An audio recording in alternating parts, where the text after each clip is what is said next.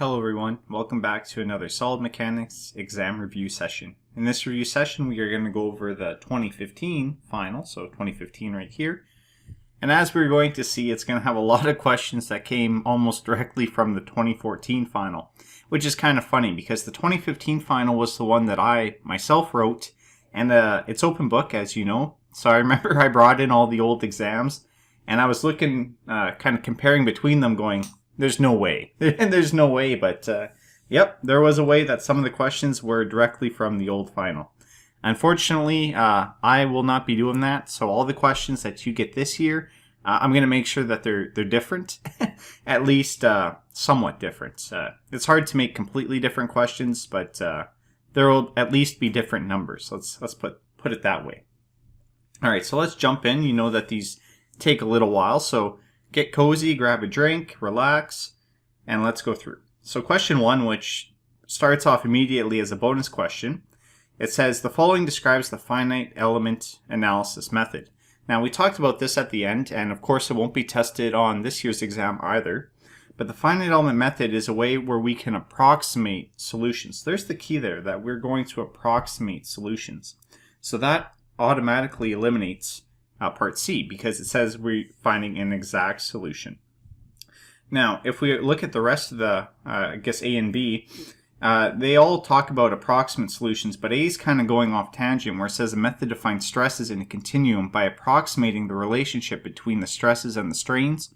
Well, that's not true. We don't approximate the relationship. We actually have kind of set in stone relationships between them, so there's no approximation there at all.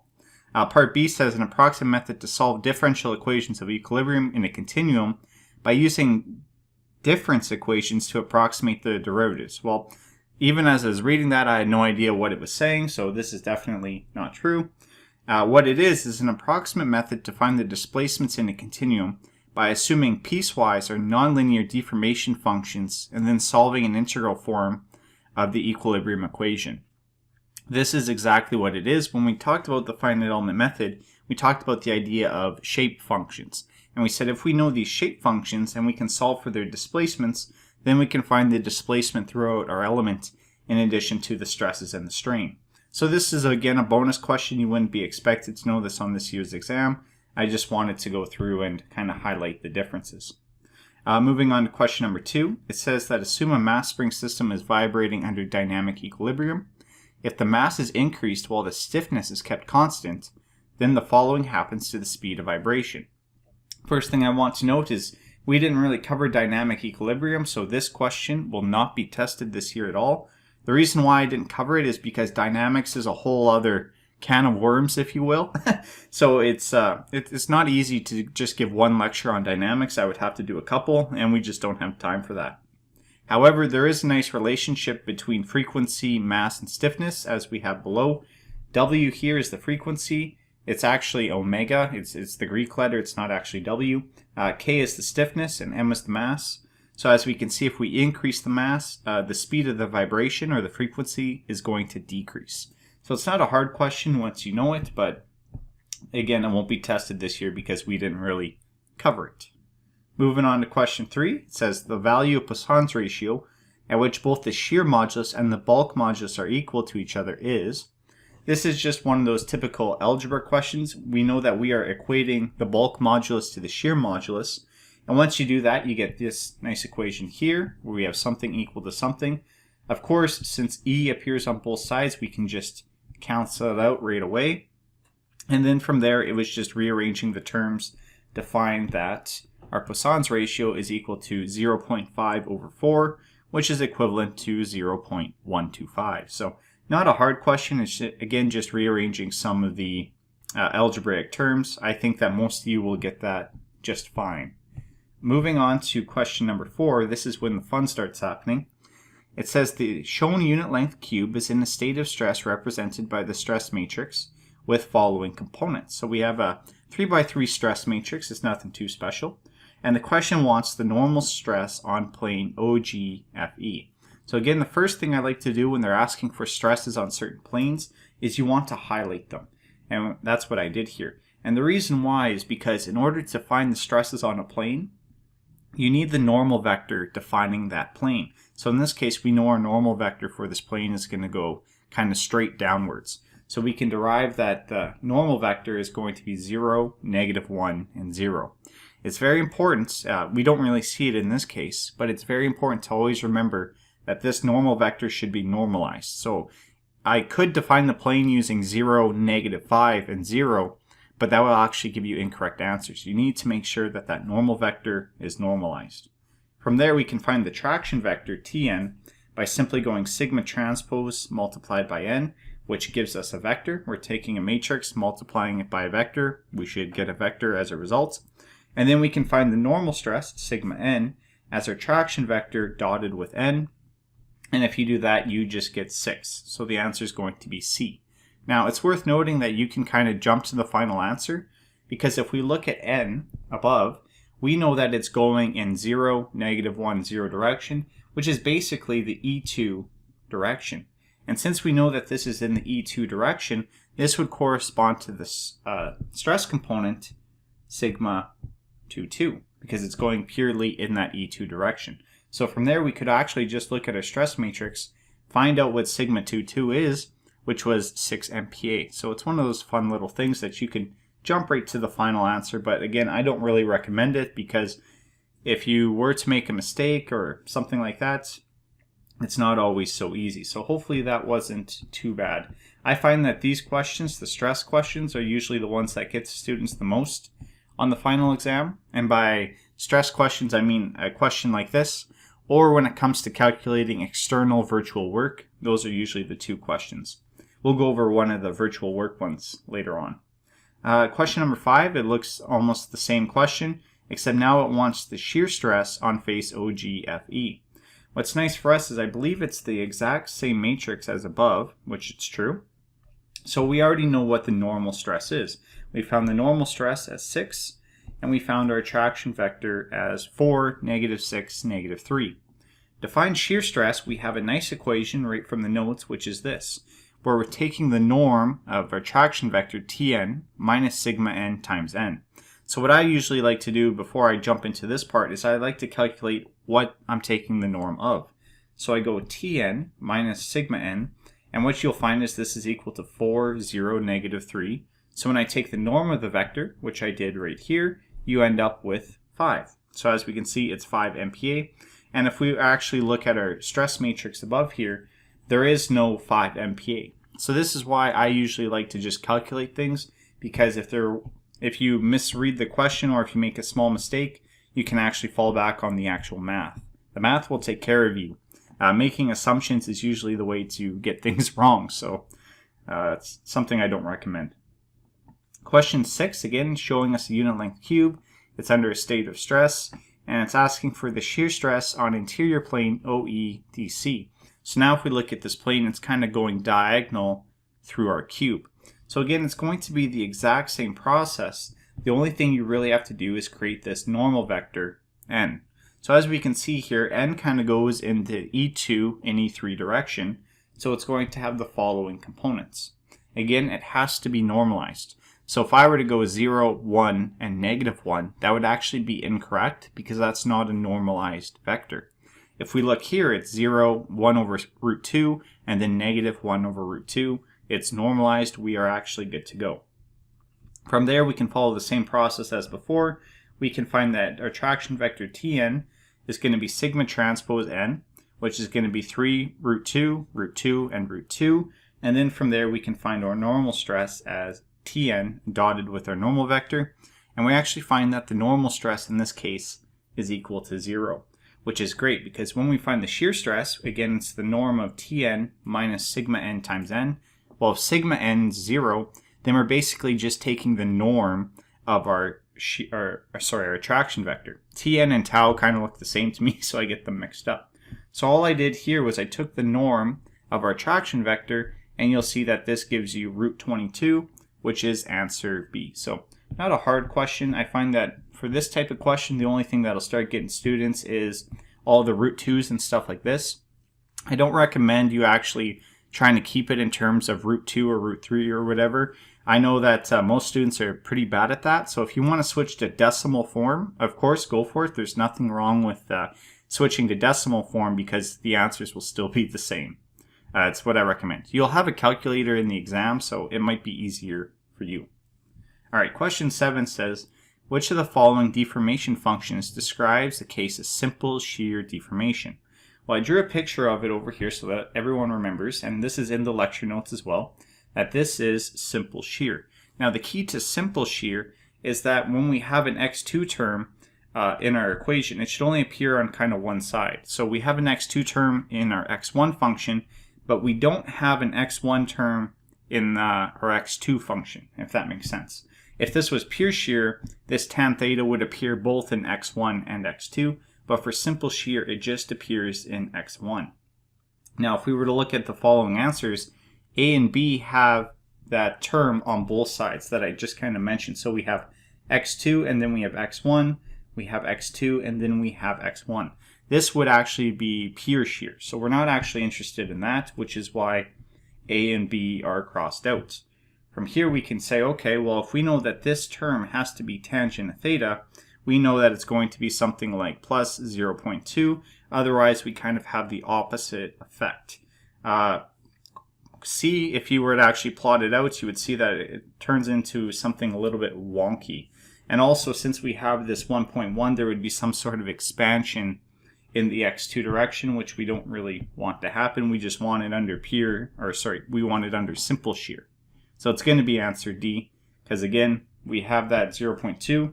This would create the shear right there, and everything else in front of x1 and x2 is just 1, so we don't have any expansion or contraction. All right, so hopefully that wasn't too bad. Again, for these types of questions, we have the lecture notes available, which give pictures of all of these different types of deformation. I recommend just going into there and you can see what exactly is going on. All right, question 8 says the left-hand side of the following figure shows the square before deformation, and the right-hand side shows the shape of the square after deformation. Now, if we were to look at this, this is actually a case of pure shear, but in the opposite direction. So typically, when we do the actual formulations for pure shear, it's going in kind of this direction like this. So as we can see, this is actually going in the opposite direction. So instead of having plus signs, we're going to have negative signs. So if we look here, for pure shear, in our original case here, we have plus and we have plus. If we're going in the opposite way, we want minus and we want minus. So if we look at our answer, which is going to be B, we have both of those minus signs, indicating it's going in the opposite direction. It's not too hard of a question. I think most of you will get this, no problem. If we were to look at the other answers, it's pretty clear. If we were to go plus and plus in part A, well, that would give us, again, this case right here, which we don't want. We want the opposite. And if we were to look at C and B, they have a plus and minus. And so this is kind of really weird shear. It doesn't really count as pure shear at all. All right, so that's going to be this question right here. As we can see, not too bad. I think most of you will get this. And part 9 is kind of the same as before, where it says the following function describes pure shear. Well, we already talked about pure shear. It's going to be this function right here. So all we need to do is pick one, again, accordingly. Part B, it has that 1.2. This would indicate that there's also some sort of expansion and contraction. Same with part C, so we already know that that's wrong. And then when we look at part D, we only have that x2 term at the top. We don't have anything at the bottom. So that would actually be simple shear and not really pure shear. So we know the answer is going to be A in this case. So hopefully not too bad. Part 10, or I guess question 10, it's quite a mean one. So hopefully you guys are paying attention now. I'm going pretty fast through this because most of the questions thus far have been pretty simple. I don't think you'll have too much of a problem. Part 10 though, that's a pretty tricky question. Usually in the previous exam reviews, we had it kind of simplified for us, but in this case, it's not really simplified. So let's go through this. It says the longitudinal engineering strains on the surface of a test specimen were measured using a strain rosette to be 0.02, 0.01, and 0.01 along 3 directions, A, B, and C, where A is 1, 0, B is 1, 1, and C is -1, 1. It says if the material is assumed to be in a small strain state, then the strain component epsilon 2 is equal to, and this is why it's tricky. When we look at epsilon 2, it's the strain along the E2 direction, which is the vector 0, 1. Now, in these types of questions before, we were given 0, 1 as one of the measured directions. But if we compare 0, 1 to our actual measured directions, 1, 0, 1, 1, and negative 1, 1, they're actually not the same. So before, we would actually find the direction 0, 1, and then we would just pick the strain. Nice and simple. Now it's actually not so simple because we're looking for the strain in a direction that's actually not really defined or that wasn't measured. So if we're doing that, what we actually have to do is we have to use the following formula, where the strain in a direction is equal to the direction vector dotted with the strain times the direction vector divided by the norm of the direction vector squared. So what we're going to do is we are going to create our strain matrix. So this is going to be our strain matrix right here. We can see that one of the directions, I'll just erase it and then highlight it, one of the directions is 0, 1, and that was 0.02. Now remember that 0, 1 is actually the strain along the E1 direction, or epsilon 1, so we can put in 0.02. When it comes to epsilon 2, this is the one we're trying to solve for. We actually don't know what it is. And then finally, for our shear strain, we actually don't have our shear strain either. So we actually have two unknowns in our strain matrix. What we do know though is the strain in two directions. So the first direction we know the strain is 1, 1, and the second direction, which we know the strain, is negative 1, 1. So what I'm going to do is I'm going to create two equations from that, which are down below. I'm going to find the strain in the first direction, and I'm going to find the strain in the second direction. Now what's going to happen is when you multiply these, and I'll just highlight it here, when you multiply by the strain tensor, you're going to get an equation that's a function of the unknowns. So as we can see in equation 1, we have epsilon 1, 2, epsilon 2, 2, and equation 2, we have epsilon 1, 2, epsilon 2, 2. Now what's nice is when we're calculating the strain in these two directions, we actually know what it's equal to, because for B, which is 1, 1, we know it's equal to 0.01. For C, which is negative 1, 1, we also know it's 0.01. So we know both of these equations are actually equal to 0.01. So we can actually solve, or like backwards solving, for those strain components. So if we were to solve equation 1 and equation 2, again we have two equations, two unknowns, you'll find that epsilon 1, 2 has to be 0, and epsilon 2, 2 also has to be 0. So we know that for question 10, the answer is actually going to be D, 0. Again, it's not very easy to see where this comes from because you have to do a lot of calculations to figure it out. So hopefully you are paying attention to this question because this one could appear on the final. It's a very juicy question. I wouldn't be surprised.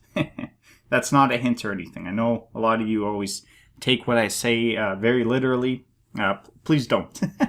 I'm not a good person to be taking things literally from. All right, question 11. The limits of Poissons ratio in a linear elastic material are given by -1 to 0.5.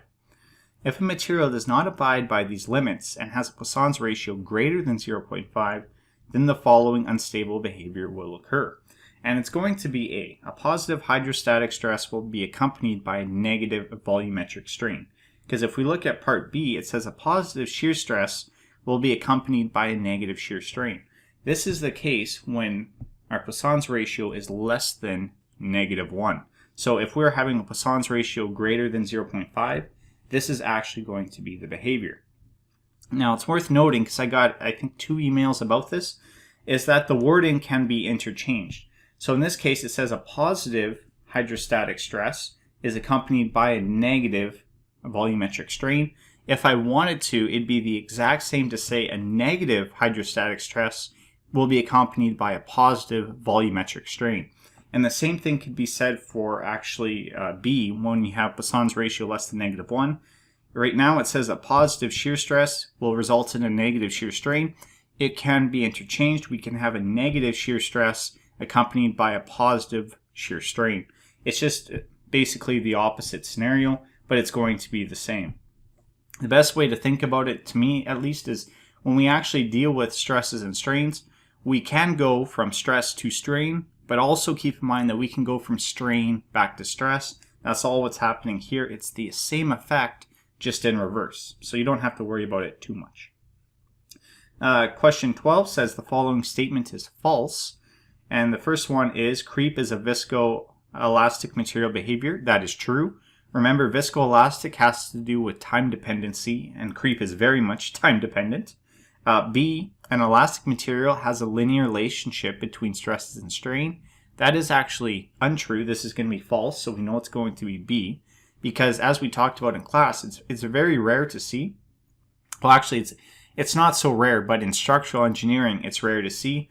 But we can actually have an elastic nonlinear material. All right, so this is why when we talk about materials, like we do in part 13 here, we always say linear elastic. We don't just say elastic because, again, we can have nonlinear elastic. So it's going to be answer B. If we look at the other two, it says that the strain energy stored in a material is fully recoverable. That is true. That is having to do with elasticity. And then part D is a transversely isotropic material is isotropic in a particular plane and exhibits a symmetric response about a perpendicular plane. Yes, that's completely true. So we know it's going to be B. All right, so question 13, a nice soft one. The material of coefficients relating the stress to the strain in a linear elastic material is symmetric because of the following. Now, we know that the stress and the strain tensors are symmetric, but the reason why the constitutive law between them is symmetric is actually because of the conservation of energy. We talked about this quite a bit. So since it's the conservation of energy, we know the answer is actually going to be C. The energy of deformation described as the integral of each stress component multiplied by the corresponding strain component is independent of the path of energy. Now, it doesn't really just say conservation of energy, as you can see, but this actually goes into the actual proof where we talked about the conservation of energy. And if you remember, we were able to flip the derivatives. And because we were able to flip the derivatives, that's what made it symmetric. And that's all this is saying here. Since it was independent, we were able to flip the derivatives. If it was dependent on the path, we actually couldn't flip the derivatives. So that's why it's kind of a more literal definition than just conservation of energy. All right, question 14. A linear elastic orthotropic material, so here's the key here, orthotropic material, requires the following number of independent material constants. So we have basically 9 of them. And they can go different ways depending on what you want. But basically we have E11, E22, and E33. I'm pretty sure that'll be trivial for everybody. We have G12, G13, and G23. Again, pretty trivial for everybody. But here's what's going to get a lot of students. We have Nu12, Nu13, Nu23. But remember, for an orthotropic material, we also have Nu21, 31, and 32. But remember, if I know my elastic moduli, so E11, 22, and 33, and I know some of the Poisson ratios, I can actually go and calculate the other Poisson ratios. So this is actually a pretty straightforward question. I'm actually a little bit surprised that Dr. Sammer didn't put 12 material constants, because I'm pretty sure some students would fall for that. But all we need is actually 9 constants. We're good to go. Question 15 says the linear elastic material with Young's modulus E and Poisson's ratio nu is in a state of plane strain such that sigma 11 is equal to 22, which is equal to P, while sigma 12 is equal to 0. Then the value of epsilon 33 is given by, and this is actually a trick question. We don't really need to calculate anything because we remember that for plane strain, all strain components outside of the plane have to be 0. So epsilon 13, epsilon 23, and epsilon 33, they all have to be equal to 0. So we already know the answer to 15 right away. We actually didn't have to do any calculations. 16 is a little bit different, where it's asking for the same thing, where it's asking for epsilon 33, but now we're in a state of plane stress. Now, if you look at our plane stress relationship in that matrix, we actually don't know what epsilon 33 is. We have to calculate it separately. So if you look in the lecture notes, down below that matrix, we have a nice formula for epsilon 33, which is follows. Now, if we were to actually look at this formula, Nu divided by E, well, we can keep it the same. And then it's sigma 1, 1 plus 2, 2. We're given that rate in the question, that they're both equal to P, so we're going to have P plus P. And then we're left with negative 2 nu P divided by E. As we can see, that's going to be answer D. So not too bad at all. I think most students will get this pretty good. Always keep in mind if it's plane stress or plane strain. I've seen a lot of students in the past kind of mix the two up, so hopefully that is, hopefully that one's not you. Alright, question 17 says if both the Young's modulus and the bulk modulus are equal to each other in value for a linear elastic isotropic material, what is the value of Poissons ratio? So this is kind of like a question we did before, where all we're doing is using some algebra to solve for something. So we know that the bulk modulus is actually equal to the Young's modulus. So we know that K, which is our bulk modulus, which has this expression right here, is actually equal to our Young's modulus. So one thing that you'll see right away is that the E actually cancels, and you're left with the following expression right here. So we can actually solve this expression for Poissons ratio, which we get as 1/3. So it's actually a pretty easy question. All you have to do is equate the two terms, which you are all experts at. You're all third year and fourth year civil engineers. I trust that you can do that, or at least I hope you can do that. All right. Question 18 says the position function of an object after deformation is described by the following. Now what's funny about this one is if you rearrange it and you basically take out the x1, x2, and x3, you'll find that this right here is actually a rotation matrix. How cool is that? So if you know that this is a rotation matrix, you know that this describes rigid body rotation only. If it had some sort of displacement, which was given in part A, part B, says displacement, and, or I guess part C and part D, then you would have some constants. Remember, for rigid body displacement, you have that plus C, where that C vector is just full of constant values. We actually don't have that in this case, so we know that there is no displacement. So it should be a nice, soft, easy one.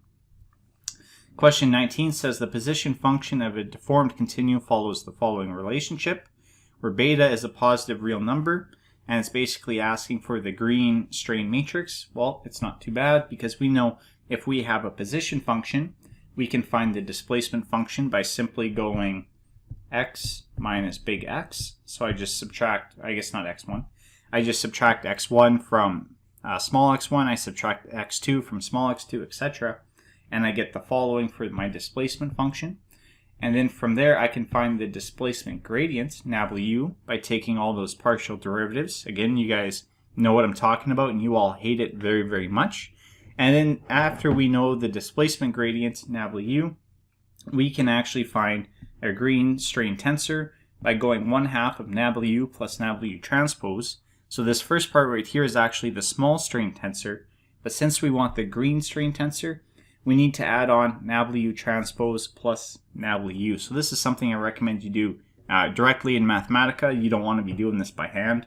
At the end of the day, you get this directly from Mathematica, which is answer number D. So it's not a tricky question. It's just a lot of partial derivatives if you're doing it by hand. But as you can see, the partial derivatives are actually pretty simple. So the hardest part would actually be the matrix multiplication, which isn't too bad at all. So hopefully it's not too bad for you guys. Number one mistake I see is that students take this position function right here and then they try and find the displacement gradient by taking the derivatives of that position function. Remember, you have to find the displacement function before you start taking partial derivatives. Otherwise, instead of the displacement gradient, you're actually getting the deformation gradient, which is kind of a different topic. All right, moving on. Question 20 says the following position function, or I guess the position function of the shown unit length cube after deformation follows the relationship. Now, if we actually look at this, we can see that this is actually a state of pure shear, but it doesn't matter too much. It says using the small strain matrix, the angle between the vectors OB and OE after deformation is given by. So when it comes to these angle type questions, the first thing I do is I always highlight the two surfaces I'm taking the angle about. And the reason why is we actually have a very nice formula for finding angles. That is this formula right here. So I'm going to highlight it all. And it's basically cosine of our angle after deformation minus cosine of our angle before deformation divided by 2 is equal to the direction of our first line dotted with our strain tensor multiplied by the direction of our second line divided by the norm of both of those directions. So if we were to look at this and we were to look at line OB, we can see that that is going in the E2 direction. So I put E1 here, but this should actually be E2 direction. And if we were to look at, well, actually no, it's just because I had them swapped.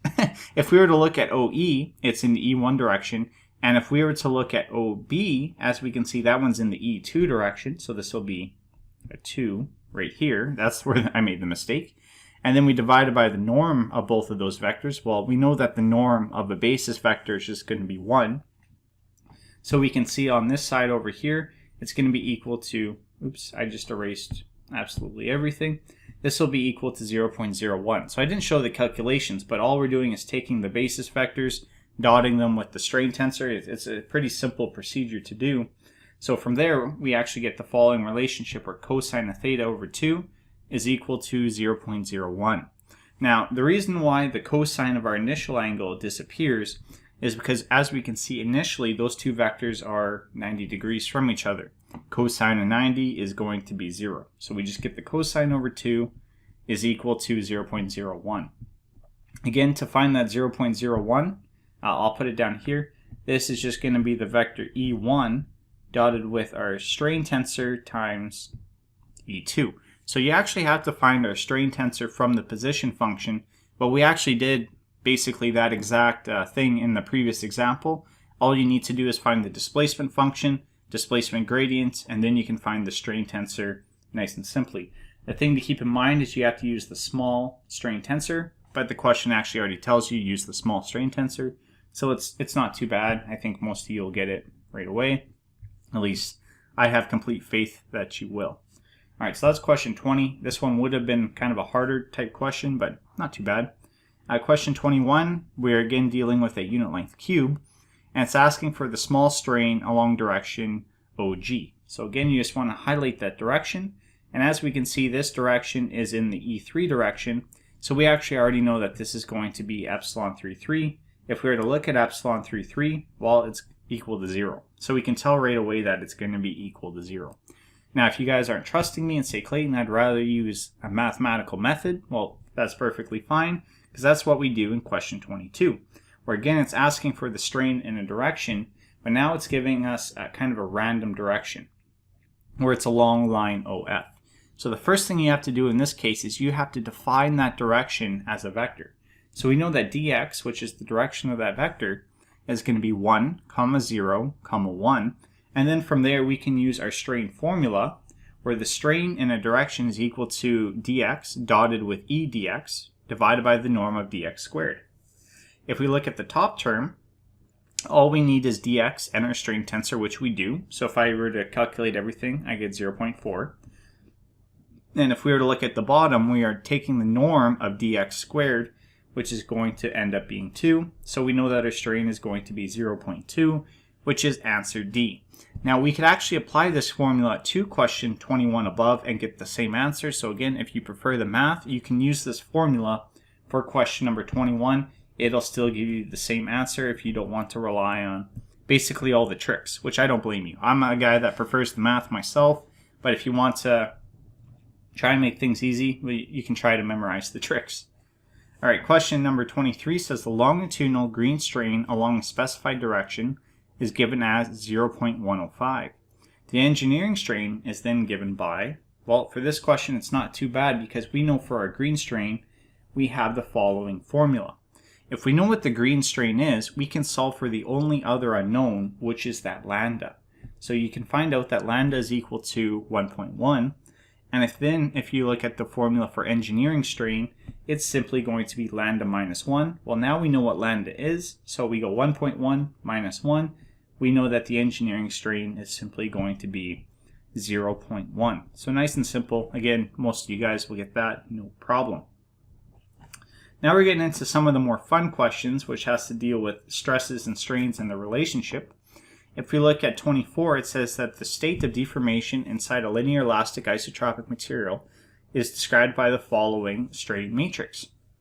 If the Young's modulus E is 200,000 MPa and Poissons ratio is 0.2, then the hydrostatic stress describing the state of deformation is given by, and it's actually not too bad because we know that the hydrostatic stress, P, is going to be the trace of the stress tensor divided by 3.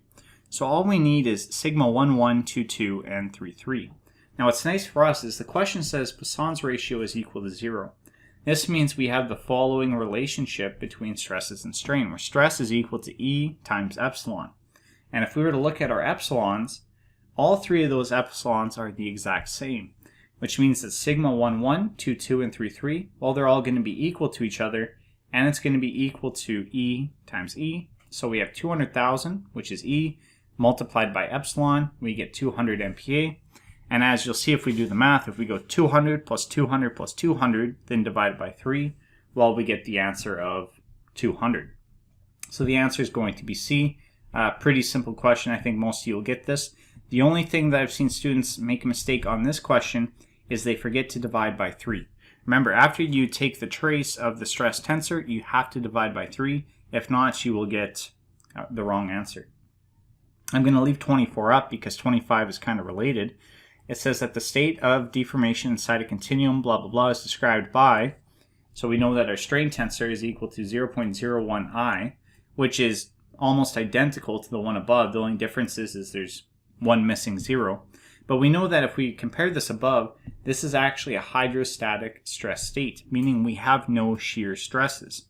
And under a hydrostatic stress state, there's going to be no shear. So there's a trick to this question. Under a hydrostatic stress state, we actually can't have any shear. We actually derived this in class as one of the examples. So we know that the answer for this one is going to be A, 0, because we have this hydrostatic stress state.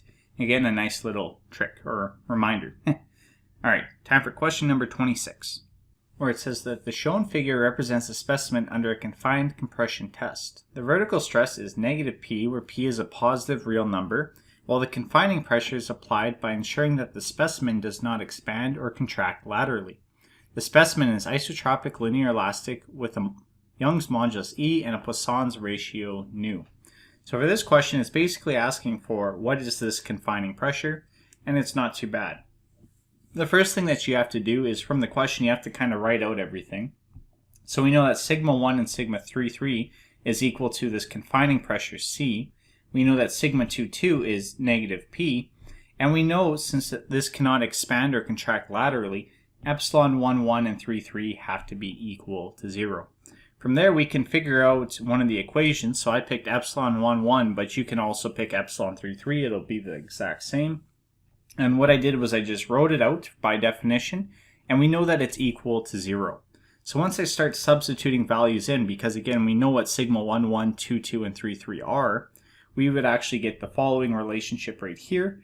And if we do some simplification, we can actually find that C is equal to negative nu times P divided by 1 minus nu. So it's a question I think we've covered, 3 times now in these exam reviews. So hopefully it's not too bad.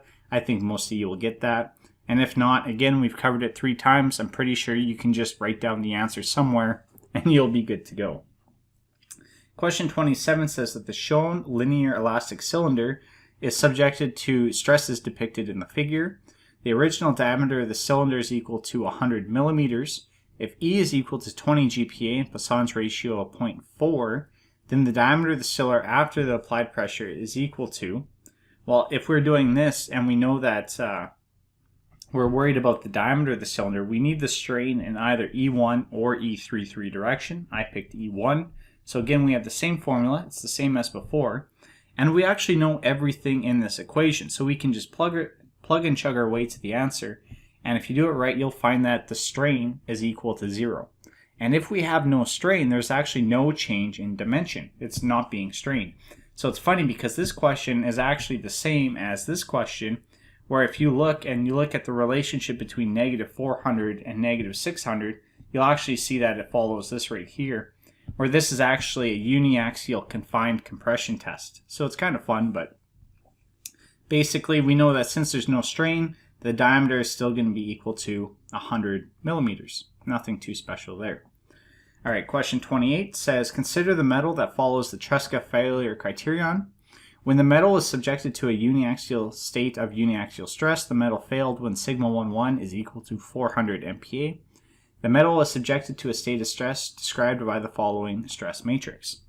Now, the key thing here that you want in this question, whether it's von Mises or Tresca, is that if we do a uniaxial tension test, sigma 11, that's actually our yield stress, sigma y. So we know that our yield stress is 400 MPa. Now, since we're doing Tresca criterion, we're actually concerned about maximum shear.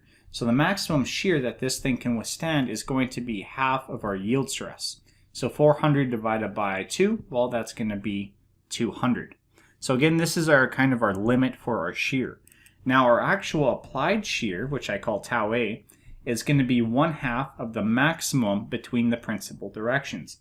Now, if we look at this right here, this is actually already a diagonal matrix. So if we look at the difference between sigma 1 and sigma 2, it's going to be 0 minus p. If we look at the difference between sigma 2 and sigma 3, we have p minus p. And then if we look at the difference between sigma 1 and sigma 3, it's 0 minus p. So as we can see, our maximum difference there is just going to be p. And since we divide it by 2, we have p over 2. Now again, we know that our applied shear must equal to our maximum shear. So these two right here have to be the same. So we get p over 2 is equal to 200, or p is actually equal to 400. So we know that the answer is going to be C. Not too bad at all. I think most of you will get that. I think that the only trick that they could really throw at you, which was actually in the 2014 final, if you remember, is that if they give you a stress tensor, so that would be this right here, that was not diagonal. Remember that these values that we use for TA or tau A, they have to be from our diagonal stress tensor. So if it's not diagonal, you have to diagonalize it, but remember that will just be the eigenvalues. So hopefully that won't be too bad for you. If you are wondering more about this, look at the 2014 final. All right, question number 29. Did I skip one? No, I did skip one. Have to make sure. I'm starting to lose my mind, as you guys can see. All right, it says consider the metal that follows the von Mises yield criterion. And it's the exact same question as before. When is it going to fail? But now we are concerned about the von Mises criterion. Well, just like before, the uniaxial state of stress, this gives us sigma y, which again is going to be 400. And for the von Mises yield criterion, all we do is we take our von Mises stress and we set it equal to our yield stress. So our von Mises stress would be the following formula based on the applied stress, which is equal to P. And since we set it equal to our yield stress, we know that this has to be equal to 400. So we know that the answer is going to be C. Again, one of those fun scenarios where they are equal to the exact same thing. But always remember that the Tresca and the von Mises stress criterion, this is kind of, I don't want to say a fluke because there is mathematics behind it, but this is one of those unique scenarios where they are equal to each other, but you can have scenarios where they're actually different. So always keep that in mind. They can be different from each other. I know a lot of the students on exam solve for the von Mises one because they find it easier, and then they select the same answer for Tresca. Again, sometimes that works, but sometimes that doesn't. So I want you all to be aware. All right, question 30. The final, or sorry, I can't even read anymore. My dyslexia is kicking in. The following are required properties to show the matrix Q is a rotation matrix. Now, the key thing here is that the determinant of a rotation matrix is +1. If it was a reflection matrix, it would be -1. So if we go through these questions, part A says that the determinant is 1. Well, yes, that's correct. We just talked about that. Part B says that the rows of Q are orthonormal. That is also true, because remember that if it's a true rotation matrix, it's an orthogonal matrix, so that the rows are orthonormal. And part C says that the determinant is -1. That is incorrect. Again, remember that this would be a reflection matrix, so we know that the answer is actually going to be D, both A and B. A nice, easy question. I think most of you get that in seconds. 31 is kind of the same, where it says let Q be a reflection matrix. So we just talked about this, but in this case, the determinant is equal to -1. And it says, which is basically a correct statement. Now, the thing to keep in mind is that the determinant of Q is actually equal to A dotted with B cross C. And this isn't just for Q, this is for any matrix. So if we look here, part A is saying that the determinant is 1, Well, we know that that's not true. It's actually equal to -1, which we see here in part B. If we were to look at the other ones really quick, this one is saying that the determinant is 0. We know that that's not true. And then here, it's basically saying that all the rows are parallel with each other, which is untrue. They're orthogonal. So this should have actually been equal to 0 to be a true statement. So hopefully that wasn't too bad for most of you. I don't think it will be. Moving on to question number 32. It says, let M be a symmetric matrix with the following components. If the eigenvalues of M are 2, 0, and 1 with the associated eigenvectors, then the third invariant of M is equal to, and the thing to keep in mind is that since this is a symmetric matrix, we know that the third invariant, which is also the determinant, is just going to be equal to the 3 eigenvalues multiplied by each other. Now again, something to always remember, this is because it is symmetric.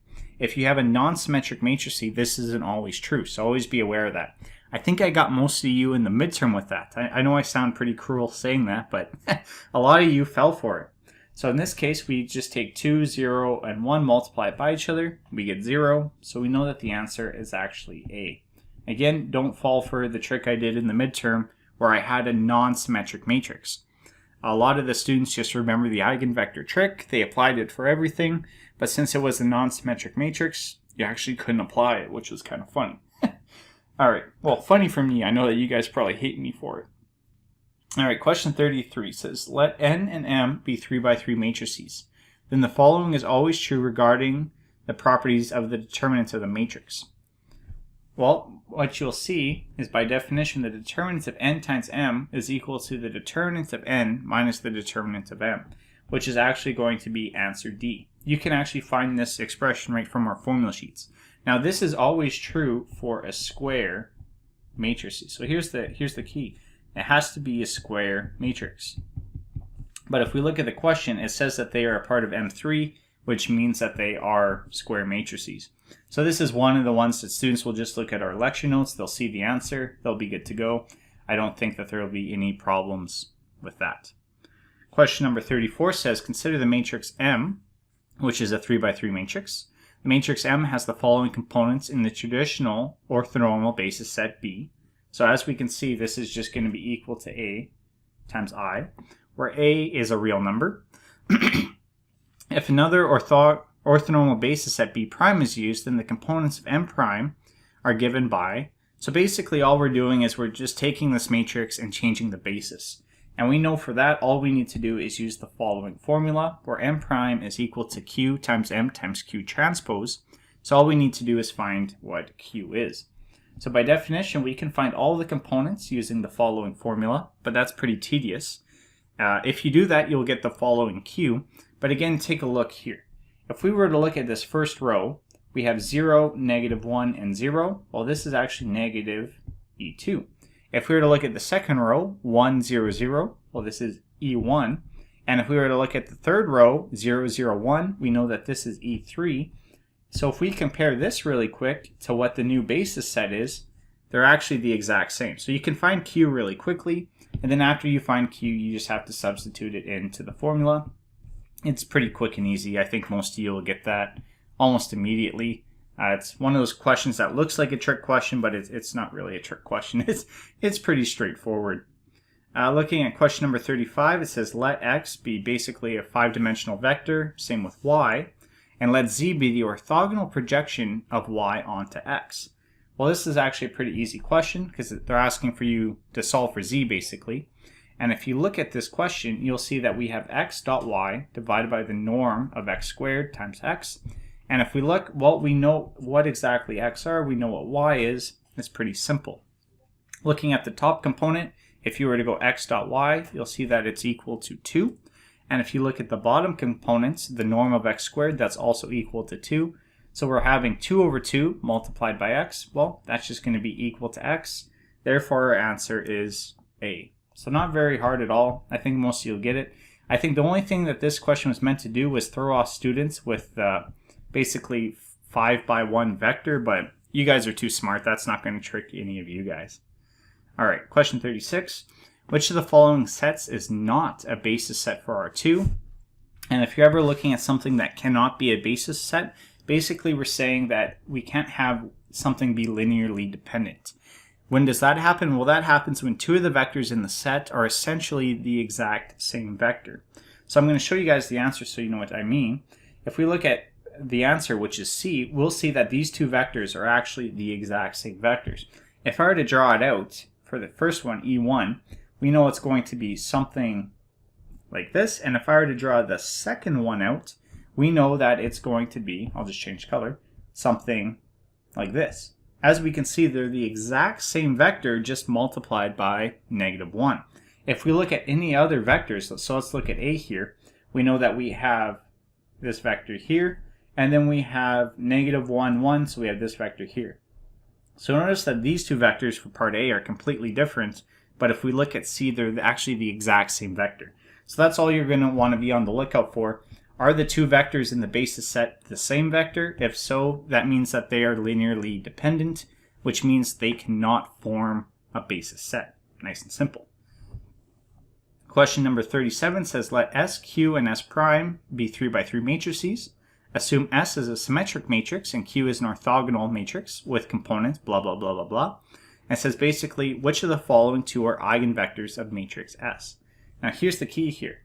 If we have the following scenario where S prime is equal to QS times Q transpose, and this results in a diagonal matrix, which it does, this means that Q actually is the eigenvectors, or the rows of Q are the eigenvectors.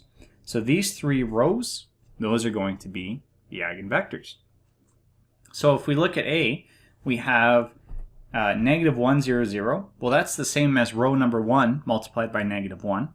And if we look at the second one, 0, 1.2, or 1.6, 1.2, this is actually the second row multiplied by 2. So this is actually extremely correct. If we were to look at part B to show you an incorrect example, we have -1.6, 1.2, and as we can see, we actually can't obtain those using the rows of Q. We can't just multiply one of the rows and get this exact vector, so we know it's incorrect. So that's all you have to do. In this case, all we had to do was look at the rows of Q and find the vectors that match the rows of Q. The only, I guess, the trick that you have to remember is that they can be scaled differently. All right, so there's the trick. So even though it gave us 0, oops, wrong one, 0, 1.6, 1.2, well, that's the exact same vector as this row right here, just multiplied by 2. So they can be scaled differently. Eigenvectors are just directions, so it doesn't matter how they're scaled. All right, question number 38. It says if lambda is a real number, or if lambda, which is a real number, is an eigenvalue of matrix M, and X is basically a three-dimensional vector, or it's the associated eigenvector, then the following is always true. The first one is pretty straightforward.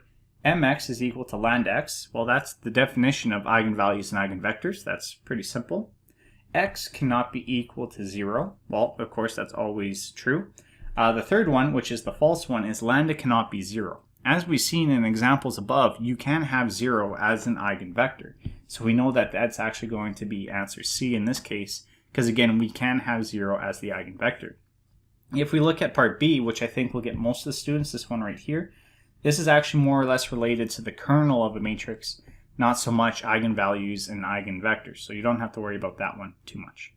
All right, now for the fun, which is kind of the later half of the course, question number 39, which says that the shown axially loaded beam is made of a linear elastic materials with a varying E, such that E is equal to 200 minus 20 x1 units. The cross-sectional area is a function of x1, such that A is 1 divided by 10 minus x1 units. If the distributed load is equal to 0, and the beam is subjected to an end load of P, then the differential equation in terms of the horizontal displacement U is given by, and as we can see, this is quite a shit show of a question. This is one of the ones you'll never see from me, because if we look at the actual differential equation for beams under axial load, this is the equation we get. Now, the first thing I'm going to mention is that it says that the distributed load is equal to 0, so we can cancel out this P right here, which I did. We set it equal to 0.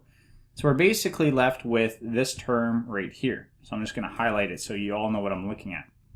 Now, this is a bit of a problem because if we look, we're taking the derivative of E times A times the derivative of U1. All three of these are a function of x1. So in order to expand it out, we would actually have to use triple product rule, which basically E prime times A times U prime plus E times A prime times U prime plus EA times U double prime is equal to 0. Again, I got rid of P because it's 0. It says that the distributed load is 0. It's also worth noting that this force P at the end here, this would go into your boundary conditions. This actually wouldn't appear in your differential equation.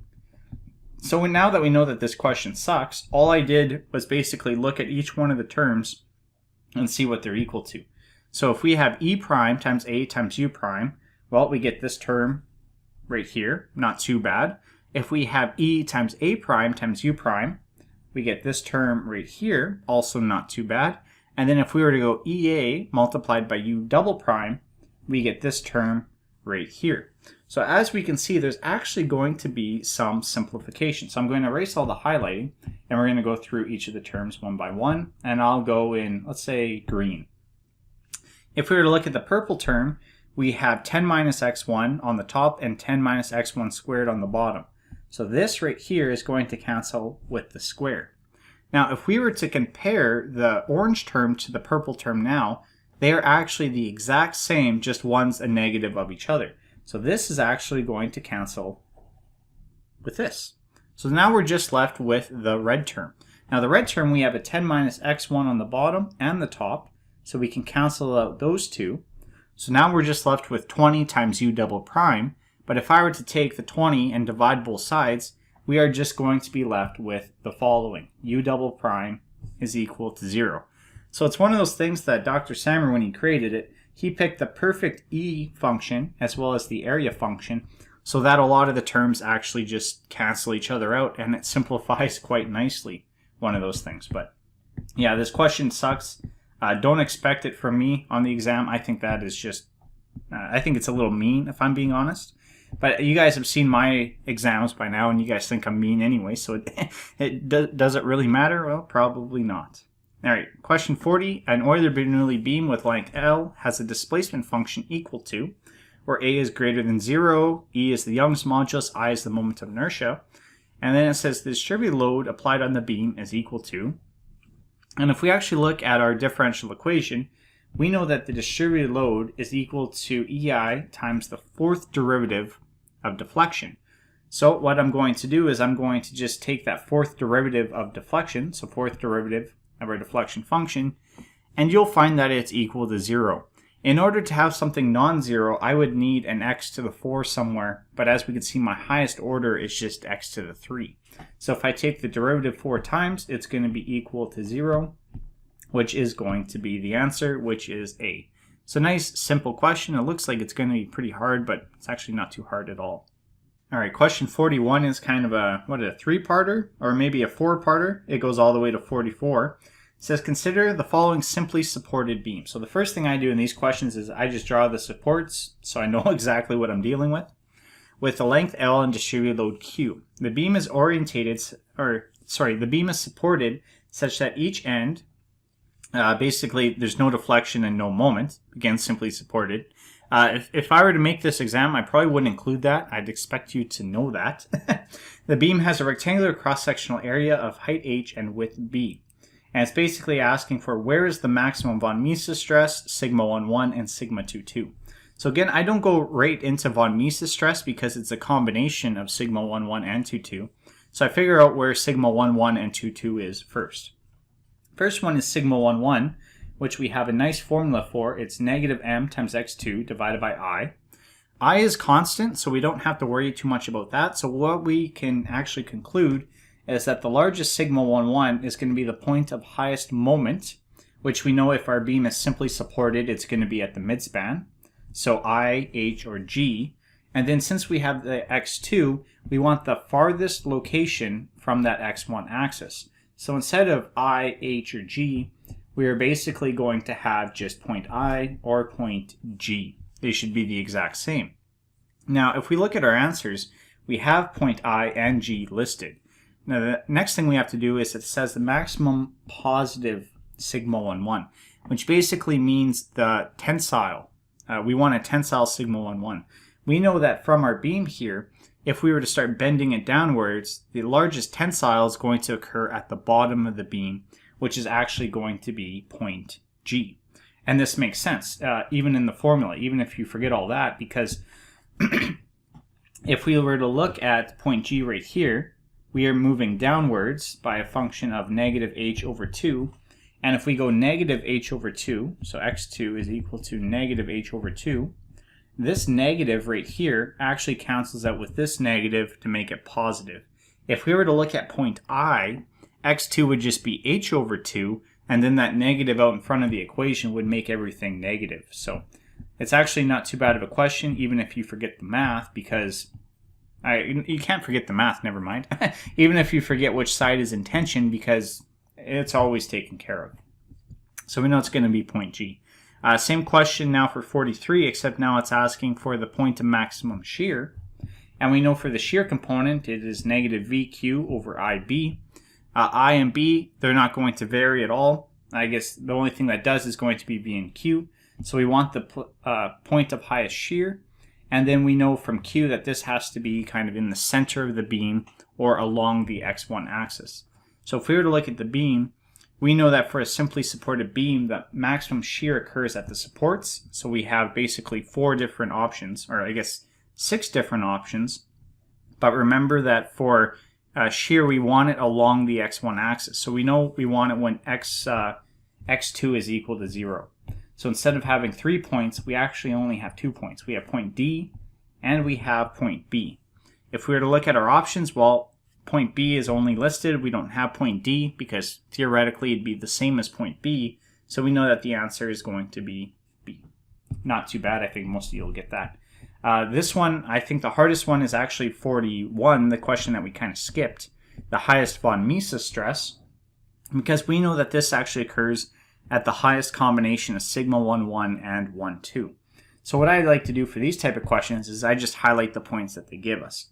They give us point A, they give us point C, they give us point G, and then they give us A and B. Now from here, it's actually pretty easy to determine it's going to be point G, because we know that point G was the highest location of sigma 1,1. So we know it's a combination. And this is actually further reinforced because if you remember, the shear along edges, which is these two up here, is actually going to be equal to 0. So the von Mises stress at point A as well as point C will actually be 0. We have no moment because they're pin supports, so sigma 1,1 is going to be 0. And since it's at an edge, we know that our our shear stress also has to be 0. So this one's actually pretty easy to see that it's going to be point G. Not too bad. Moving on, 44, it says from the beam in the previous question, the maximum positive sigma 1,1 is equal to, well again, all I do is I take my nice formula, which I have right here, and I can substitute values. So of course, if you want to be more literal, you can have negative and negative. I didn't because I've just done this so many times, I know it doesn't matter, but I guess that's unfair to you guys. We know that the I for a rectangular cross-section is as follows. We know that x2 was negative h over 2, and we know that the maximum moment for a simply supported beam is q times L squared divided by 8.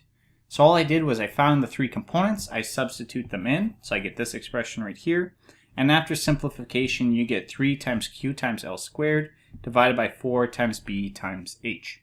So that's all you do. You just need to find the 3 components of sigma 1,1. Again, for simply supported beam, we know the maximum moment.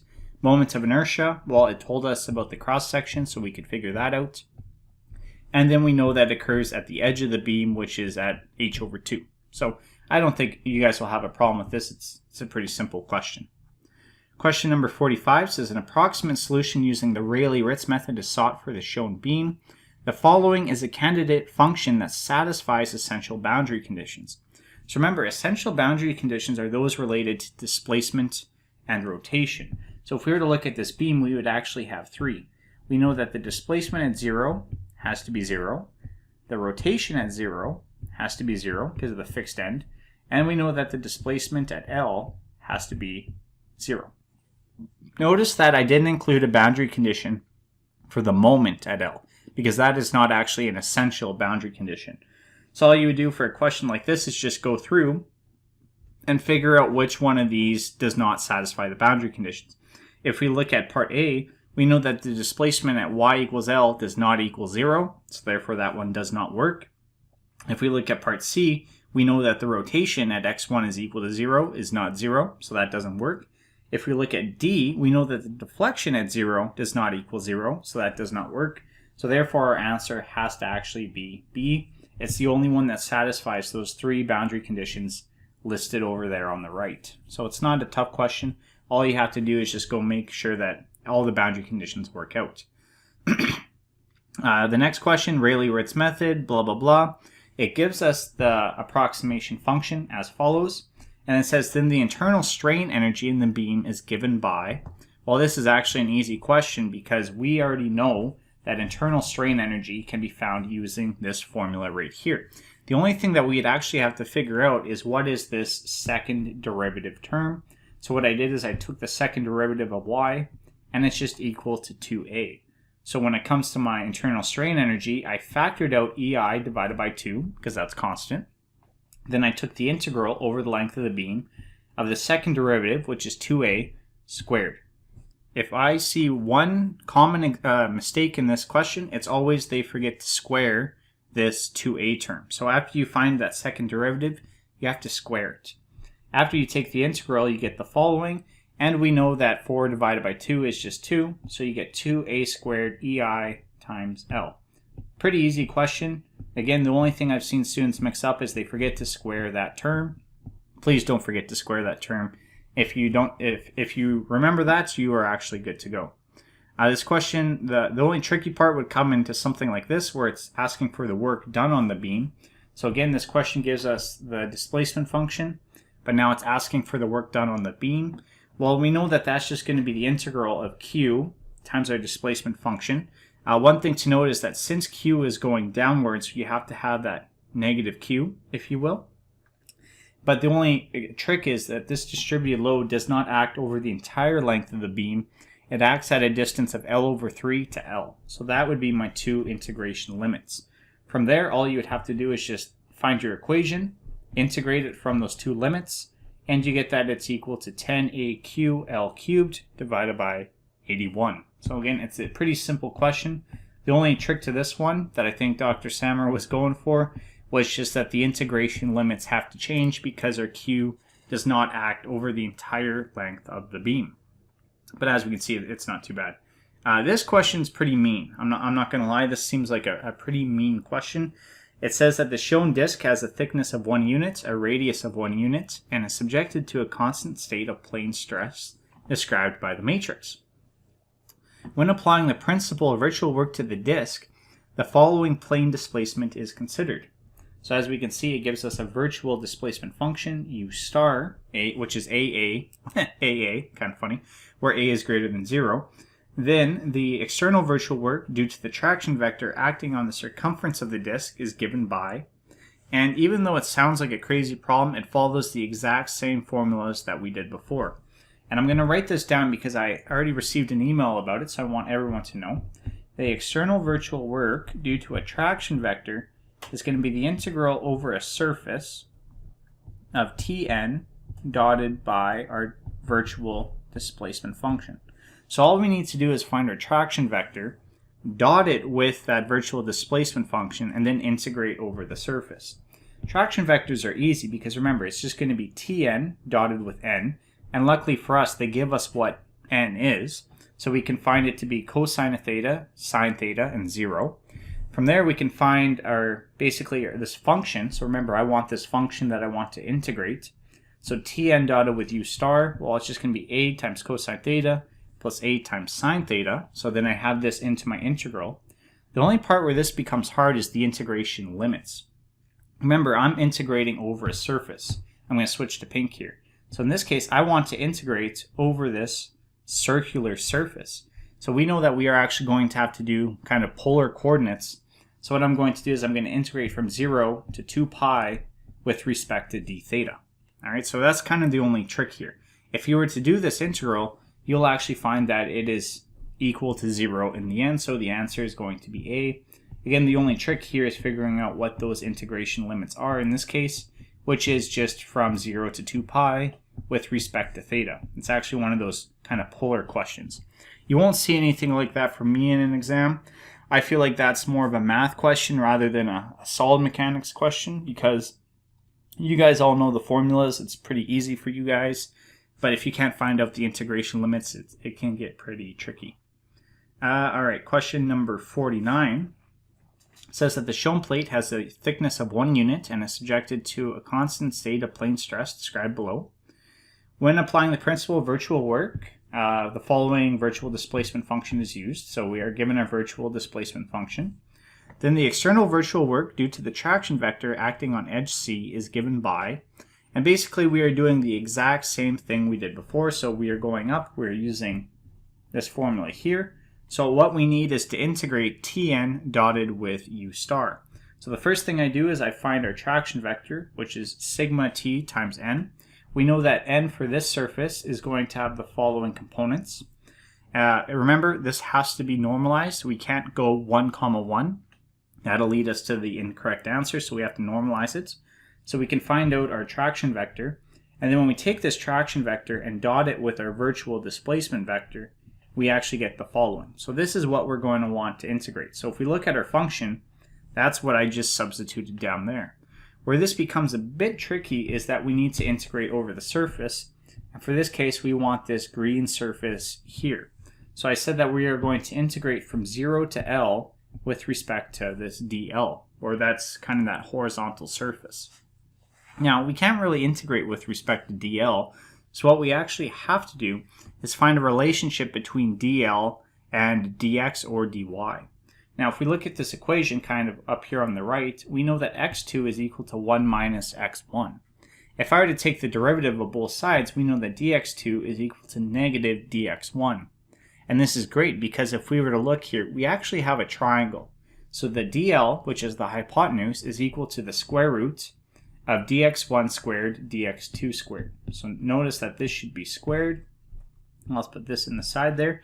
But since we know that dx1 is equal to dx2, we can equate them and then get the following. Oops, that's the eraser. Don't want to do that. We get the following, where dl is equal to root 2 times dx. So what I did here is I took this dl term. I'm in red right now. Let's go to pink. I took this dl term, and then I used my relationship to say dl is actually equal to root 2 dx1. And from there, I was able to take the dx1 limits as 0 to 1, and then integrate it to get my answer as a over 2. Again, this is one of the more meaner questions, I think, on one of the finals, but I think most of you will get it. We've done it a couple times now in the final exam review. All you need to do is just find an equation that relates basically whatever surface you're integrating over basically to one of the actual directions, x1 or x2. So it's not too bad. I think you guys will be just fine. Question number 50 says that the shown cuboid is subjected to a state of stress where alpha and beta are real numbers. If the virtual displacement field is as follows, what is the external virtual work due to the body forces vector? So in order to do that, the first thing we actually have to do is find the body forces vector. But there's actually a trick. Because remember, when we're finding external virtual work, we're taking, in this case, rho b, and we are dotting it with u star. And if we were to look at u star right here, component 1 and component 3 are actually equal to 0. So it doesn't matter what rho b1 and rho b2 are. Since we have zeros in u star, they're just going to be equal to 0. So as I kind of made a note here, based on this approximation function, only rho b2 would actually do work. Now, how do we find rho b2? Well, all we do is we take the partial derivatives of that column and set it equal to 0 because we have static equilibrium. So if I were to take the derivative of x2 with respect to x1, I get 0. If I were to take the derivative of 3x2 with respect to x2, I get 3. If I were to take the derivative of 0, I get 0. Plus rho b2 is equal to 0. So from this equation, I was able to figure out what rho b2 is. It's equal to negative 3. And therefore, we know that rho b dot u star is equal to negative 3a. I took that negative 3, I multiplied it by a, I get negative 3a. So therefore, my equation, which is this by definition, becomes this, where I have negative 3a, again, rho b dot with u star, And then for body forces vectors, I always integrate over the actual volume. So it's going to be a triple integral. So if we look on the right hand side, I have dx3, dx2, dx1, and then I just have my limits. For dx3, we know goes from 0 to 1. For dx2, we know goes from 0 to 1. And then for dx1, we know goes from 0 to 2. So all I did was throw all that in. Then you guys can use your calculator, you can use Mathematica, you can use whatever you want. You will see that this is actually equal to negative 6a, which is answer number C. So not too bad at all. We're just going to go to the next one after I'm finished erasing this. Not too bad. Again, the key for body forces vector is we're not integrating over a surface. We're integrating over the entire volume of the shape. So it should be a triple integral. 2 questions left. It says that the shown cuboid is subjected to a state of stress described by, it's kind of the same as before. Then it says, what is the virtual work done by both the body forces vector as well as all the attraction vectors on the surfaces? So I wouldn't ask you this. It's kind of a long question, even though it doesn't look like it, because you have to look at every surface. There's 6 of them. And then you have to do it with row B, so it gets even grosser. The one trick to this question is you have to remember that sigma has to be symmetric. So if that's the case, this term has to be equal to this term. Well, the only way that's true is if alpha is equal to 1. And then also this term has to be equal to this term. And that's only true if beta is equal to 2. So there's the first trick, figuring out what alpha and beta are equal to. From there, I can find the traction vector on each one of the surfaces using the following equation right here, where it's going to be the integral of our traction vector times sigma star and then integrated over the surface. So I always get a lot of questions about or how my integration limit should look like. So let's look at this shaded surface right here. As we can see, this surface goes, I'm losing my voice, good thing we're almost done. This surface goes in both the x2 and x3 directions. As you can see, we go in the x3 direction this way, and we go in the x2 direction this way. So my integral for that surface would be dx2, dx3. And if we look at the surface, its value of x1 is always equal to 2. So what I would do is I would do my integral, and then I would substitute x1 is equal to 2 in that equation. That's all you do. It's pretty simple. Finding the traction vectors, we've done that a million times, but it's just the integration limits. So again, for this surface, dx2, dx3, and then since this entire surface is located at x1 is equal to 2, I would just substitute in x1 is equal to 2. So hopefully that clears up some confusion about those integration limits. But again, I think most of you will be fine. And you guys have a lot of practice with each one of these surfaces in case you're confused. And if you can't get it, just email me and we can go through it together. All right. Last question. The Rayleigh-Ritz method is an approximation method. So there's the first key. So right from there, we know that option A and option B are incorrect because they mention exact solutions, not the case. And it's a method based on minimizing the potential energy of the system. That's right from the lecture notes. Option D is the only one that mentions it's approximate by minimizing potential energy.